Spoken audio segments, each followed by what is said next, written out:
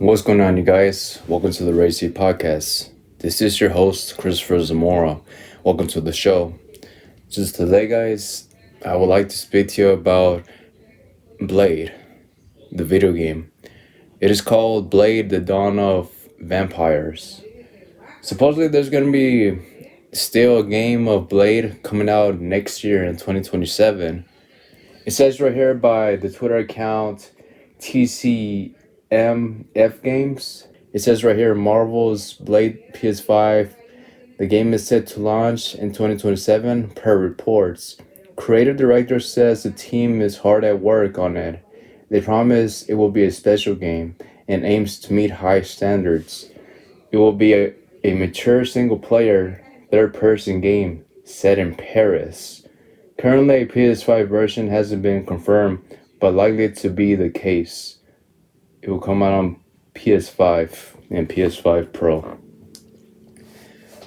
That would be awesome. That will be awesome to actually see this game actually come to fruition. The last time we have seen a trailer for this Blade video game, it was back in the year 2023. It has been that long since we have seen a trailer for this game. It's been some time, but I'm hoping that we will see another trailer for this Blade game. Now, I'm not really sure if it's actually gonna come out for next year. They could probably push it maybe for the year 2028 or 2029 if it's still not ready yet. But having a third person game of Blade, now that would be awesome. I know there was one beforehand, like the one with Wesley Snipes. I feel like I think it came out like back then, like in Xbox or PlayStation, but I did not play the game because I just did not get it. I just did not get the game at that time, and now that game, the newest one, now that would be awesome. That would be awesome to actually see it come to fruition. But I don't know if it's still gonna come out in the year 2027. It could come out later on. But those movies, Blade, the one with Wesley Snipes, the three movies with him, they're pretty good. My favorite one overall has got to be the second one. Like those type of vampires, those different types of vampires that eat other vampires and eat humans. They call them the Reapers. Oh man, like those, damn, those were a bit scary. Blade 2 is definitely a movie that I will always remember. I remember going to go see it on the movie theaters.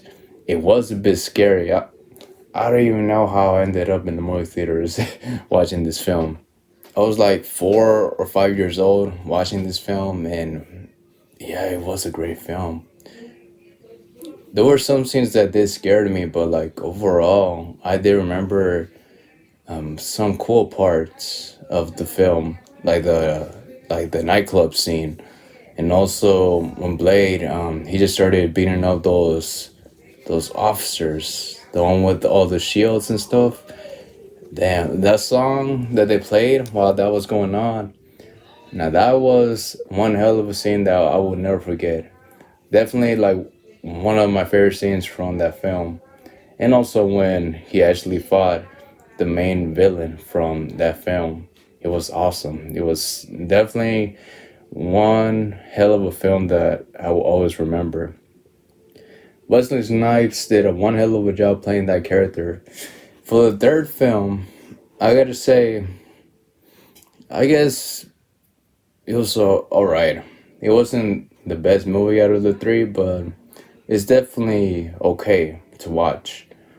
This one had Dracula as the villain, and yeah, we still had Wesley Snipes, and the vampires. They were still somewhat terrifying, but I feel like the ones that came on the second film, it was just a game changer. Yeah, it was. They were just that great of vampires. The very first film, uh, to me, it is kind of a bit forgettable. Or maybe because I hadn't really seen it as much. I probably might have seen it maybe like twice or three times, but it's been years since I've seen the very first one. I think the last one I saw, it was back then, and I think it was in the year 2022 or 2021. And I do kind of not remember what happened on that film. Like, I know he just fights this guy named Frost in the film, and they go at it, but it wasn't that memorable. Maybe the most memorable scene of that film has got to be the beginning scene. And that's about it. Like another nightclub scene where there was a lot of blood that just came out pouring out of nowhere. Like instead of water, it was just a pool full of blood. Yeah, and that was just maybe the best scene of the film. But Guillermo del Toro directing the second film, it was just a game changer for that franchise. Well, I think that was the only film that he directed from Blade. I don't think he directed the third one, but like I said, man, the second Blade film, it was just that great. I gotta say, Blade, Queen of the Damned, and The Lost Boys. I gotta say, those were probably my introductions to what a vampire actually is, to be honest. Yeah, yeah, I feel like those three main films that I have mentioned just now, I feel like those were the ones that really introduced me what a vampire actually is. And also I feel like for werewolves, Underworld was another one as well. Yeah, Underworld was probably another one for werewolves and vampires, but mostly like the werewolves because I mostly did enjoy the Rise of the Lycans movie, and I just mostly watched that one even more than the other two movies. The Rise of the Lycans movie, for me, I feel like it was the best one from those films. There was a fourth one that came out, but that one was a bit forgettable. To be honest, I kind of did forget about what happened. I kind of did forget what happened on that film, but that one, the Rise of the Lycans film, that was definitely a one hell of a movie. The Little Vampire I did remember seeing as well. It was like a kid's movie that he was just like a kid that really liked vampires, and then real vampires just started visiting him. Have you guys have ever seen that film? It was the one with the kid from Stuart Little. He came out on that film as well. I do not know his name by heart, but yeah, it was an entertaining film. I did remember seeing it. It's called Little Vampire or something like that, or My Little Vampire. It was a good movie. It was actually a good kids film. And I think it was a Disney film. Maybe I could be wrong about that, and it is some other company. But yeah, going back to Blade, the video game. Hoping that is will be a actual good game. Like I've seen some trailers how the John Wick video game they're making, how that's going to look like, and it actually does look pretty good. It looks almost like the actual films. It's like they're not gonna hold back, and I'm hoping they don't hold back at all as well with this video game of Blade. Like the tweet says right here, they are hard at work trying to make this game good as possible, and it's gonna be a single player video game. So yeah, I can't wait, man. I can't wait to actually see if this one is actually gonna be a good one or not. It will be very disappointing if it's not a good one, you know. And it kind of did suck that the MCU was going to make a Blade film not long ago, but it never came to fruition. Like I really have no idea what happened with that film. It just they just disappeared. They just stopped working on this film out of nowhere. And yeah, that really did suck. Now the next thing I would like to speak to you about, it is about GTA 6. GTA 6 is not going to be delayed. It is definitely going to come out, guys, on November 19th. Yep, it's definitely going to come out on November the 19th. No more delays. This for reals. It is time. It is time that GTA is finally going to come out. No more delays. Now, lots of people can chill, can now actually wait for November 19th. Once that game comes out, man, lots of people they're gonna be online for a long time, for a very long time. Like this is one game that lots of people have been anticipating for the longest, and I don't know why, man.